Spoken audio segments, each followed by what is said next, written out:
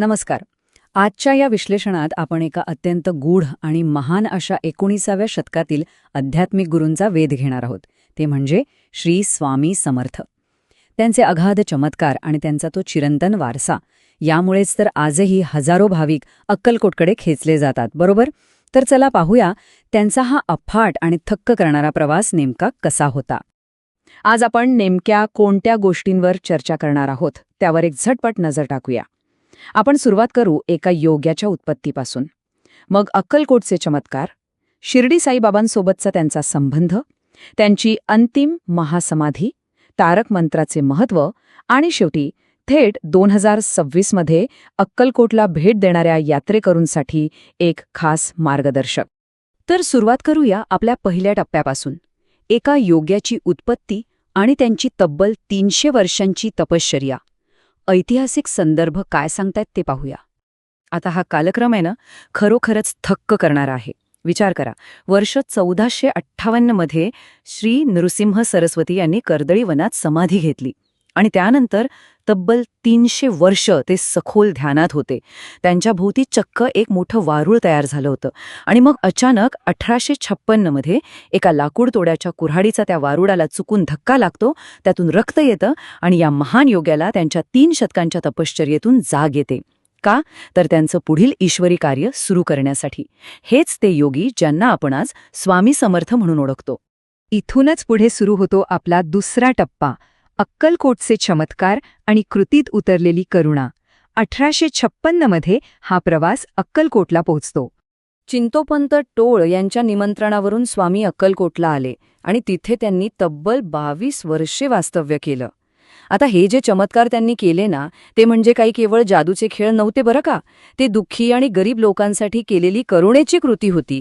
मग ते परीक्षा पाहणाऱ्या रिसालदारासाठी रिकामी चिलम ओढणं असो, कुष्ठरोग आणि अंधत्वासारखे असाध्य आजार बरे करणं असो, किंवा विहिरीत फेकलेली सोन्याची डबी कोरडी बाहेर काढणं असो. एक उदाहरण पहा. बाबासाहेब जाधव या आपल्या निष्ठावान कुंभाराचे प्राण वाचवण्यासाठी स्वामींनी चक्क त्याची येणारी मृत्यूची वेळ जवळून जाणाऱ्या एका बैलावर हस्तांतरित केली. ह्या सगळ्यामागे लोकांचं दुःख दूर करण्याचाच मुख्य हेतू होता. तुम्ही अन्नपूर्णा सिद्धी या शब्दाबद्दल ऐकलं असेल, होय ना? याचा नेमका अर्थ काय हे समजून घेऊया. रामपूर इथे घडलेला हा प्रसंग आहे. रावजी नावाच्या एका भक्ताने मोजक्याच लोकांसाठी स्वयंपाक केला होता, पण तिथे अचानक शेकडो लोक न बोलवता आले. साहजिकच तो घाबरला. तेव्हा स्वामींनी त्याला काय सांगितलं, तर चक्क टोपल्यांमधनं अन्न वाळायला सांगितलं. आणि आश्चर्य म्हणजे ते अन्न कधीच संपलं नाही. अमर्याद लोकांसाठी अल्पशा अन्नातून असं चमत्कारिकरित्या अन्न वाढवण्याच्या या क्षमतेलाच अन्नपूर्णा सिद्धी म्हटलं जातं. आता आपण वळूया एका अत्यंत रंजक आणि महत्त्वाच्या विषयाकडे, तो म्हणजे शिर्डी साईबाबांसोबतचा त्यांचा संबंध. एक सत्य, 2 रूपे. ऐतिहासिक सूत्रानुसार या दोन्ही संतांमध्ये तुम्हाला एक अत्यंत विलक्षण आणि आध्यात्मिक साम्य पाहायला मिळतं. हे दोन्ही महान संत एकाच ईश्वरी तत्वाची 2 वेगळी रूपे होते असं मानलं जातं.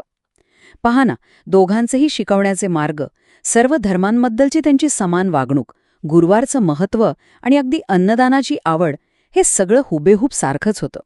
यावर शिक्कामोर्तब करणारी एक अत्यंत सुंदर घटना आहे.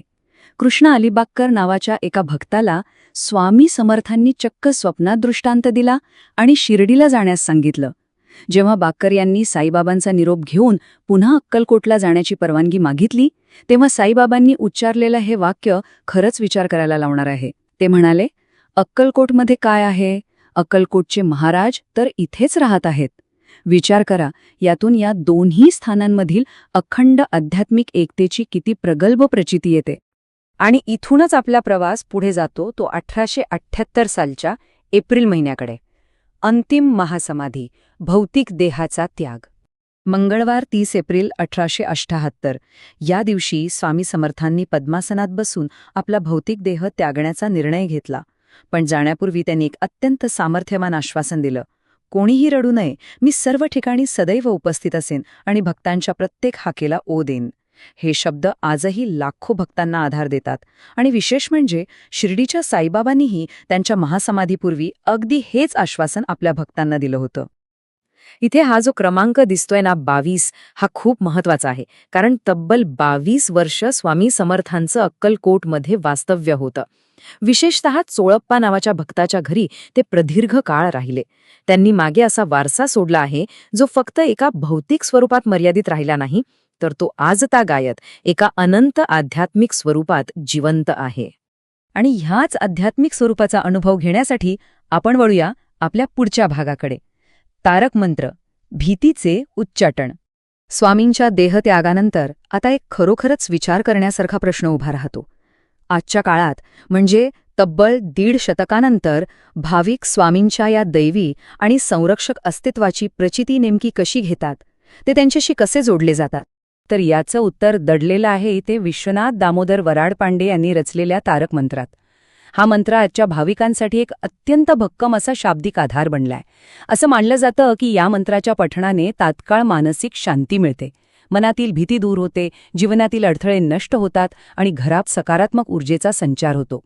थोडक्यात सांगायचं तर स्वामींच्या निरंतर संरक्षणाची जाणीव करून देणारं हे एक अत्यंत प्रभावी साधन आहे. आणि हे आहे ते महाराष्ट्रातल्या घराघरात पोचलेलं सर्वात प्रसिद्ध आणि अविस्मरणीय असं आश्वासन, भिऊ नकोस, मी तुझ्या पाठीशी आहे. ही केवळ एक ओळ नाहीये मंडळी, तर जीवनातील सर्वात कठीण प्रसंगांना सामोरे जाणाऱ्या प्रत्येकासाठी ती एक प्रचंड भावनिक ताकद आणि धैर्य देणारी संजीवनी आहे. चला तर मग या ऐतिहासिक आणि आध्यात्मिक प्रवासानंतर आता आपण थोड्या व्यावहारिक माहितीकडे वळूया. आजचे अक्कलकोट दर्शन यात्रेकरूंसाठी मार्गदर्शक. जे भाविक 2026 मध्ये वटवृक्ष मंदिर आणि समाधी मठाच्या दर्शनासाठी जाण्याचा विचार करत आहेत, त्यांच्यासाठी ही माहिती खूपच उपयुक्त ठरेल. इथल्या मंदिराचं दैनंदिन वेळापत्रक पाहूया. मंदिर पहाटे 5 वाजता काकड आरतीने उघडतं. तुम्हाला सांगतो, ज्यांना अगदी शांत वातावरणात ध्यान साधना करायची आहे ना, त्यांच्यासाठी पहाटेची ही वेळ एकदम उत्तम असते. त्यानंतर दुपारी 12 ते 4 या वेळेत मंदिर विश्रांतीसाठी बंद असतं आणि शेवटी रात्री 8च्या शेजारतीने दिवसाची सांगता होते. आता तिथे पोहोचायचं कसं आणि व्यवस्था कशी करायची? अगदी सोप्या पायऱ्या आहेत. तुम्ही सोलापूर जंक्शन किंवा पुणे विमानतळावरून प्रवास करू शकता. सर्वात महत्त्वाची आणि दिलासादायक गोष्ट म्हणजे सामान्य दर्शनासाठी तुम्हाला कोणत्याही पूर्व नोंदणीची अजिबात आवश्यकता नाही. तुम्ही थेट जाऊ शकता. पण हो, जर तुम्हाला विशेष पूजा करायची असेल किंवा राहण्याची सोय हवी असेल, तर मंदिर ट्रस्टच्या swamianekchhatra.org या वेबसाईटवरून तुम्ही ऑनलाईन बुकिंग करू शकता. आणि तिथे उपलब्ध असलेल्या दैनंदिन विनामूल्य अन्नदानाचा लाभ घ्यायला नक्की विसरू नका. पण इतक्या दूर महाराष्ट्राच्या या दुष्काळग्रस्त भागात आजही लाखो भाविक का जातात? कारण ती मानसिक शांती, ती स्पष्टता आणि आरोग्यासाठी मिळणारे आशीर्वाद, तिथल्या पवित्र वटवृक्षातून मिळणाऱ्या सकारात्मक लहरी या सर्व गोष्टींना खऱ्या अर्थानं बळ देतात. स्वामींनी दिलेलं संरक्षणाचं ते वचन त्यांच्या भौतिक देहानंतरही आजही तिथे अगदी ठामपणे टिकून आहे, असा भक्तांचा अढळ विश्वास आहे. आपण आता या विश्लेषणाच्या अगदी शेवटी आलो आहोत, पण जाता जाता एक विचार करायला लावणारा प्रश्न आपण सर्वांनी स्वतःला विचारणं गरजेचं आहे. अंतिम आध्यात्मिक सत्यासाठी खरोखरच एखाद्या विशिष्ट रूपाची आवश्यकता असते का, की जेव्हा एखादा साधक खऱ्या श्रद्धेने हाक मारतो तेव्हा ते सत्य तिथे त्याच्या गरजेनुसार रूप घेऊन प्रकट होतं? श्री स्वामी समर्थांचा हाच तो वैश्विक वारसा आहे जो आपल्याला आपल्या स्वतःच्या आध्यात्मिक विश्वासांचा सखोल शोध घेण्यास प्रवृत्त करतो.